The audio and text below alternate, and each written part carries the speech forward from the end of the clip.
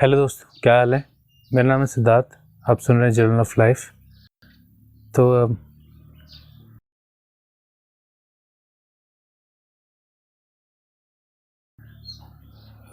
मुझसे किसी ने कुछ दिन पहले पूछा कि भैया, लोग मजाक उड़ाते हैं कि तुम्हारे धर्म में तो इतने करोड़ देवी देवताएं हैं, तुम हर चीज़ को पूजते ही रहते हो, तुम कहते हो हर जगह भगवान है, हर जगह भगवान है।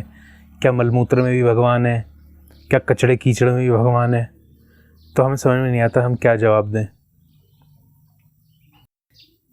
अब ये बात जितनी दया के लायक है ना, उतनी हास्यास्पद भी है। वो तो चलो अबोध हैं, तो उन्हें तो मैं अबोध बालकों जैसा समझता हूँ, पर जो कहने को भी हिंदू हैं उन्हें भी तो समझ में नहीं आता ना कण कण में भगवान का मतलब क्या है। उन्हें भी समझ में नहीं आता कि ये इतने सारे करोड़ों देवी देवताओं का मतलब क्या है। आप ये सोचिए कि जैसे कृष्ण भगवत गीता में कहते हैं ना कि मैं इन सभी भूतों में नहीं, ये सभी भूत मुझ में है।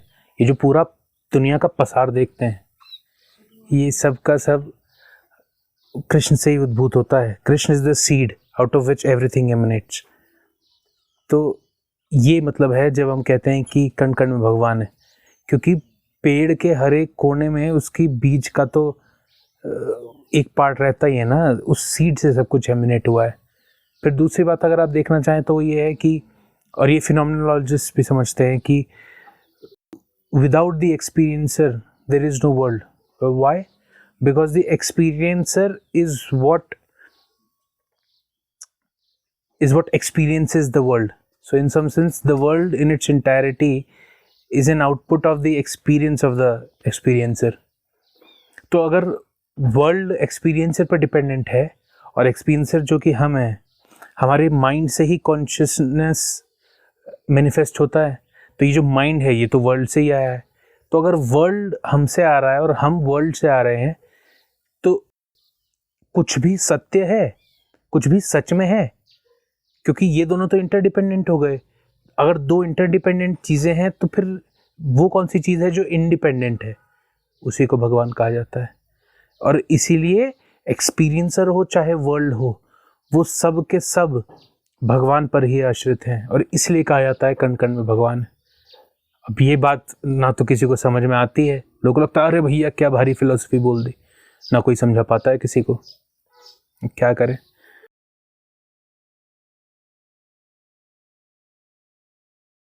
इनफैक्ट अगर आप देवी और देवताओं की बात कर रहे हैं, इतने करोड़ देवी देवता हैं, ये सिंबल्स हैं और बहुत ज़रूरी है।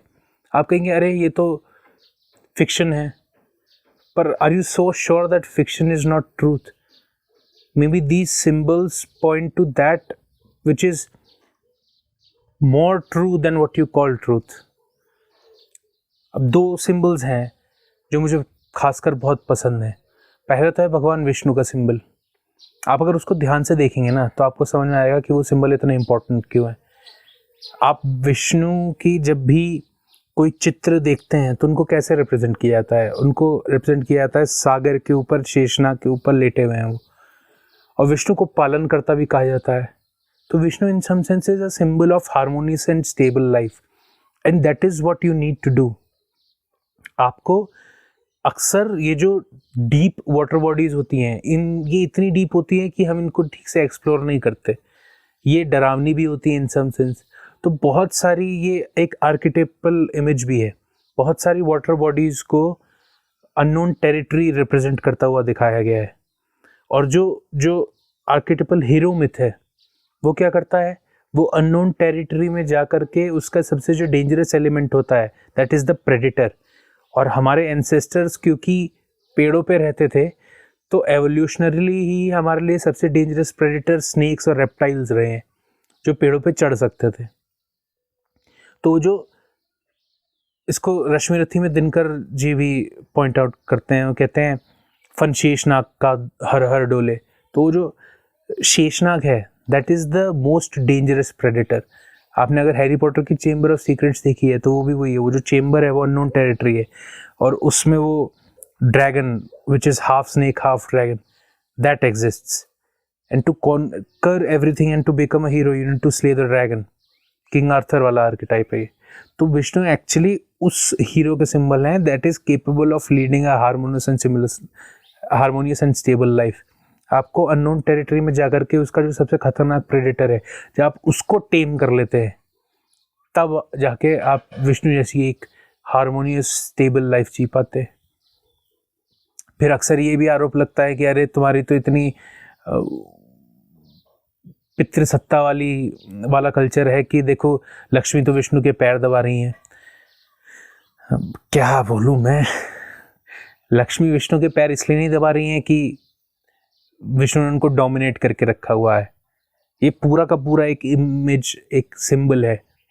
वो हीरो जो सबसे डेंजरस एलिमेंट को टेम करके एक हार्मोनियस लाइफ लेता है, उसके पास मनी होना भी आवश्यक है। और पैर दबा रही हैं is a symbol of what where his priorities lie. सर पे नहीं बिठा रखा है इसलिए क्योंकि उसके सर पे पैसा चढ़कर नहीं बोलता, लालच और पैसे का अहंकार सर पर नहीं चढ़ के बोलता उसको। वो उतना ही जरूरत रखता है पैसे की जितना एक्चुअली जरूरी है। पागल नहीं हो जाता वो पैसे के पीछे, इसलिए ये सिंबल इंपॉर्टेंट है। तो कौन समझाए लोगों को, इन अबोध बालकों को।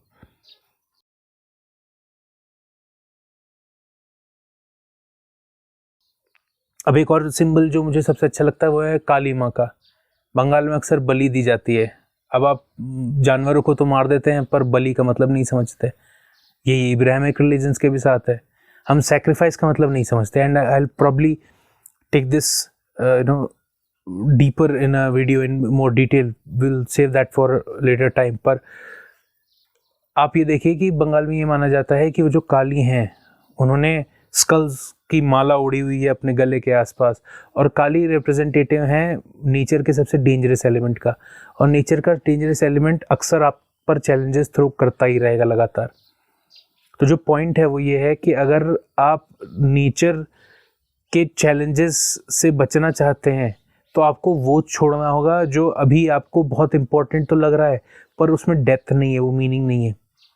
और आपको उसको परस्यू करना होगा जो फ्यूचर में मीनिंगफुल है, डीप है और एक्सपीडियंट नहीं है। और यही मतलब है सेक्रीफाइस का। हम जब सेल्फ कॉन्शियस हुए तो हमने टाइम के साथ नेगोशिएट करना सीख लिया। हमने ये सीख लिया कि अगर जो गैर ज़रूरी है हम उसको अभी कुर्बानी दे देते हैं, और जो सच में ज़रूरी है हम उसको परस्यू करते हैं। तो जब प्राकृतिक तौर पर आपदाएं आएंगी हम ज़्यादा बेहतर तरीके से उनका सामना कर पाएंगे। और इसलिए जब आप सेक्रीफाइस दे देते हैं तो काली दुर्गा बन जाती हैं। Durga is the benevolent element of nature. अब ये सिंबल्स इतने डीप हैं कि आपको खुद ही समझने में इतनी मेहनत लगती है तो आप किसी और को क्या समझाएंगे।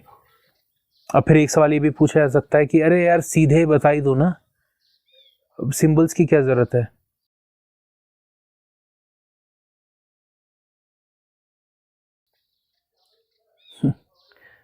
सीधे बता ही दो, सिंबल्स की क्या ज़रूरत है। सिंबल्स की इसलिए ज़रूरत है क्योंकि philosophy in its purest form is very abstract. आप खुद ही देख लीजिए ना, उपनिषदों के सूत्र कितने याद रहते हैं हमको।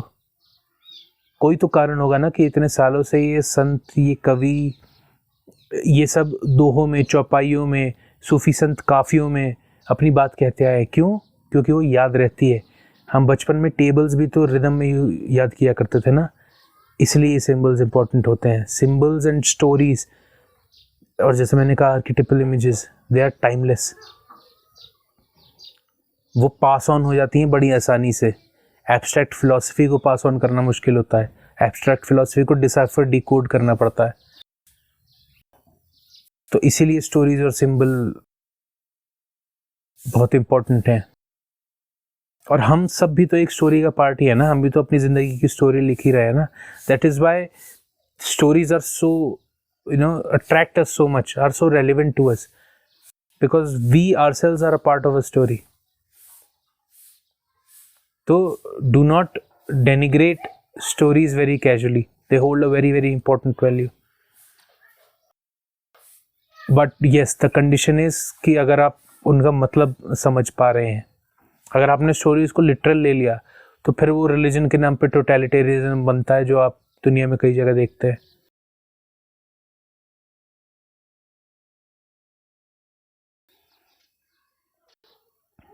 तो उम्मीद करता हूँ ये बात आपको समझ में आई होगी। अगली बार अगर कोई आपसे पूछे कण कण में भगवान है तो उसका क्या मतलब होता है, तो आप उनको समझा पाएंगे। और इसलिए मत समझाइएगा कि आपको ज़्यादा ज्ञान हो गया है, आपको अहंकार हो गया है, या आप अपना कल्चर सुपीरियर साबित करना चाहते हैं। इसलिए बताइएगा क्योंकि प्रेम है आपको। और जैसे आप भ्रम से बाहर निकले हैं कुछ हद तक, आप उनको भी निकालना चाहते हैं।